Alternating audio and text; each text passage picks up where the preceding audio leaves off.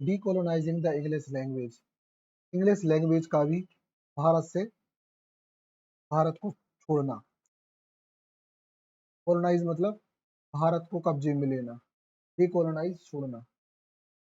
World Englishes paradigm, Braj Bihari Kachru, ground breaking world Englishes theory assert that Indian English is not merely an imperfect copy of British English, but a legitimate and a distinct variety within all linguistic and cultural, marking a crucial step toward linguistic decolonization. इस para में एक बात बोली गई है कि दुनिया भर की इंग्लिश अलग थी और भारत की इंग्लिश अलग थी। भारत की इंग्लिश को बीबी कचरू जी ने पहचान दिलाई, क्योंकि इस इंग्लिश का एक्सेंट अलग था, इस इंग्लिश के नॉर्म्स अलग थे, इस इंग्लिश की क्वालिटी अलग थी, है ना। ये लेजिटिमेट मतलब जायज, है ना, और इसमें बहुत सारी वैरायटी थी। ठीक है, तो हमारी इंग्लिश दुनिया भर की इंग्लिश से भी अलग है। पूरी दुनिया में कई टाइप की इंग्लिश होती है, तो इंडियन इंग्लिश की एक अलग खास क्वालिटी है। फिर इन्फ्यूजन, इन्फ्यूजन मतलब होता है संलयन ऑफ इंडियननेस, मतलब इंग्लिश में भारतीयता का घुलना। Poets began consciously infuse English with local idioms.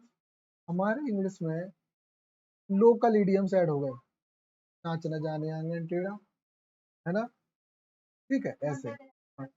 अपनी रिदम आ गई, हमारी खुद की rhythm. Unique Indian world view, दुनिया को अलग से देखने का भारतीय नजरिया। The deliberate act transform the language, making making it more expressive.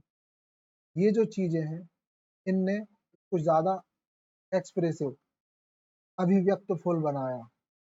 Of an Indian experience, Bharat के अनुभवों के साथ। रिफ्लेक्टिंग लोकल, लोकल को दिखाते हुए। सेंसिबिलिटी, उनकी संवेदनशीलता। द कल्चरल कल्चरल रियलिटी, और सांस्कृतिक वास्तविकता, ये सब दिखाते हुए भारत की इंग्लिश भाषा को और ज्यादा इफेक्टिव बताया। Linguistics decolonization, decolonization in IPE, Indian Poetry in English, was not solely सिर्फ पोएट्री के क्षेत्र में ही इंडियन इंग्लिश जो है वो डीकोलोनाइज नहीं हुई।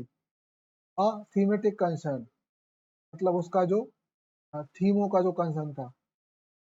देखो इसको सरल समझो कि भारत को ब्रिटिशर्स की इंग्लिश तो छोड़ के गई, लेकिन अ, जो भारत है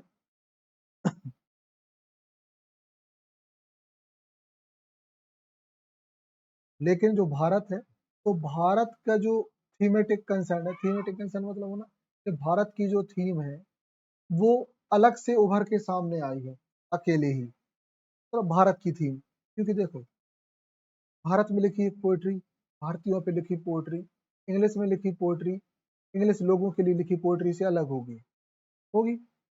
भारत में ये हमारे टूटे फूटे बाजार, गरीबी, या हमारे यहाँ का आनंद है, उसको दिखाया जाएगा। अमेरिका में, अमेरिका सॉरी ब्रिटिश ब्रिटेन का दिखाया जाएगा। ठीक, then the but also strategic linguistic choice, बल्कि यहाँ ये बोलते हैं कि भारत को इन लोगों का छोड़ के जाना इन लोगों की वो नहीं थी, बल्कि ये थी कि भारत की लिंग्विस्टिक चॉइस भी थी। भारत के जो भाषाविद थे वो भी ये चाहते थे कि जय इंग्लिश ऐसे करे, ये इंग्लिश यहाँ से भाग जाए, क्योंकि हमें आपकी इंग्लिश की जरूरत नहीं है, हम इंडियन की इंग्लिश अलग है। द इमरजेंस, उसका मिलना, ऑफ अ डिस्टिंक्ट मतलब विशेष, इंडियननेस भारतीयता, in Indian in English poetry, भारत की इंग्लिश कविता, signified a powerful reclaim of language, और भारत की भाषा के लिए ये एक पावरफुल दावा था। असर्टिंग कल्चरल एटोनॉमी, एटोनॉमी मतलब होता है आधिपत्य, है ना, मतलब इनने कल्चरल एटोनॉमी स्टेब्लिशमेंट की, रिजेक्ट, और रिजेक्ट किया लिंग्विस्टिक सब सर्विस सर्वाइंस, ना, सब सर्वाइंस का तो देख लेना, फिर भी देखो इसका ये है कि और उन लोगों का जो हम पे दबाव होगा उसको रिजेक्ट किया। ठीक, तो भारत में इंग्लिश का डीकोलोनाइजेशन हो गया, भारतीय इंग्लिश आ गई, और ये लोग हमारी भारतीय इंग्लिश के थीम थे, ये लोग थे इस प्रकार के, है ना। ओके, ओके सी, निजिम स्कील एक फेमस इंडियन राइटर है, एमए में भी आपको इनके दर्शन होंगे, और ए के रामानुजन इनके भी दर्शन होंगे। ब्रेकिंग द मोल्ड, क्या था भैया मोल्ड, जस्ट चेक इट, वो मोल्ड,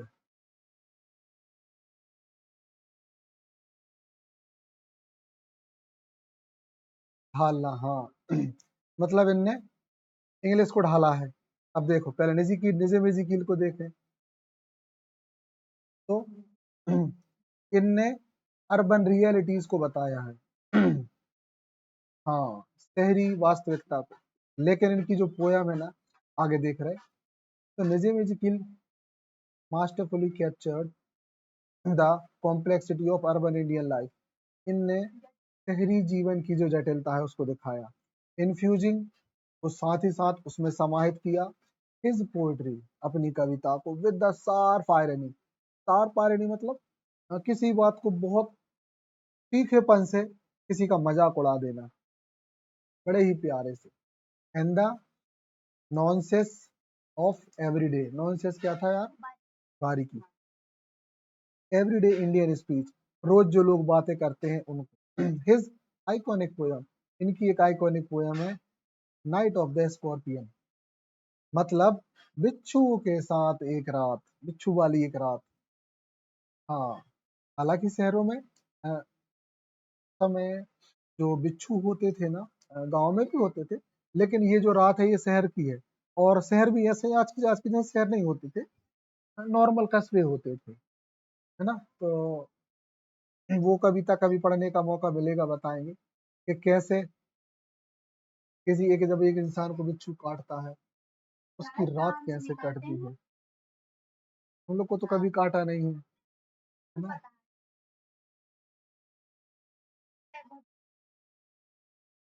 ये ये जो एहसास है हमें है पता, वो काटा है बिच्छू, पहले के घरों में यही प्रॉब्लम होती थी। तो ये है कहानी, ठीक है, इसको खत्म करें बाद में, है ना। हाँ, अरे कच्चे घर होते थे, लाइट नहीं रहती थी ना, तो जब लाइट नहीं होगी तो क्या होगा, कहीं भी जाएंगे, पैर रख दिया हमने और बस उसने पकड़ के,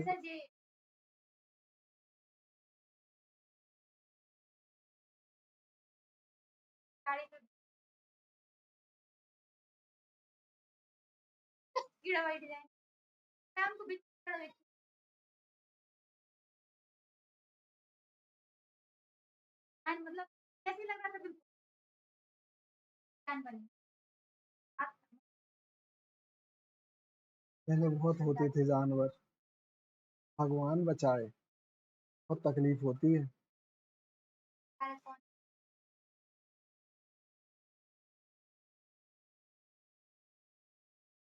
हाँ समझ गए, हाँ हाँ हाँ हाँ, समझ गए समझ गए, थोड़ा। ओके देखें, साथ ही इनने, है ना, ये दिखाया एग्जाम्पलीफाइड, साथ ही उदाहरण सहित दिया his ability to blend the mundane मृत्युलेख विद द प्रोफाउंड, है ना, बहुत अच्छे तरीके से बताया। अच्छा, सांसारिक, हाँ वो मृत्युलेख, मतलब दुनिया की चीजों को इनने जोड़ा, reflect the paradox of modern India. और भारतीय आधुनिक भारत को का जो पैराडॉक्स है, जो समस्या है, जो एक वो होता है पहेली, उसको इनने दिखाया। एक रामानुजन की hybrid identity. Ramanujan poetry delve into the indicate the theme of the memory, myth and culture। यादें, मिथ, काल्पनिक कथाएं और कल्चर, इन सबको मिक्स किया। वर्क लाइक ऑर्बिचुअरी, मृत्यु लेख में। एंड सेल्फ पोर्ट्रेट, है ना, खुद के पोर्ट्रेट में। तो case his profound understanding the cultural transition and the interplay between tradition and the modernity in the Indian context। कैसे भारत की जो थीम है वो एक से दूसरे पे ट्रांसफर होती है, मतलब लोग पहले क्या सोचते थे, आज क्या सोच रहे हैं, ये दोनों ही वर्क उनके हमें बताते हैं।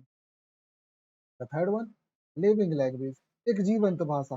Both poetry profound influence the trajectory of IPE, मतलब poetry IPE demonstrating English could be a living, मतलब इनने ये माना कि जो पोएट्री है वो एक जीवंत वस्तु है, फ्लेक्सिबल भाषा है, कैपेबल ऑफ एक्सप्रेसिंग, चीजों को अभिव्यक्त करने में सक्षम है। इंग्लिश भाषा की बता रहा है। लोकल स्पेशल स्पेसिफिक स्पेसिफिसिटीज, है ना, मतलब स्पेसिफिक मतलब होता है विशेष, विशेष होना। हाँ, ठीक। तो the diverse Indian experience, Bharat के जो विभिन्न अनुभव थे उनको इनने इस भाषा में बताया। मूविंग बियॉन्ड, और साथ ही ये गए, परे गए। It colonize organize sorry colonial origin to become a truly Indian literary medium, है ना। साथ ही ये किस चीज के परे गए कि भारत में जो कोलोनाइज थे ना, उनकी औकात से बाहर निकल के इनने लिखा, उनसे बियॉन्ड, परे जाके। नहीं तो जो समझा जाता था भाषा उतना ही नहीं रुके ये। फिर देयर कंट्रीब्यूशन आवर पाइवोटल, मतलब विशाल, है ना, शायद stabilize the Indian English poetry as a new, mature, vibrant literary tradition, moving it from a derivatives art from form to one that one distinct Indian।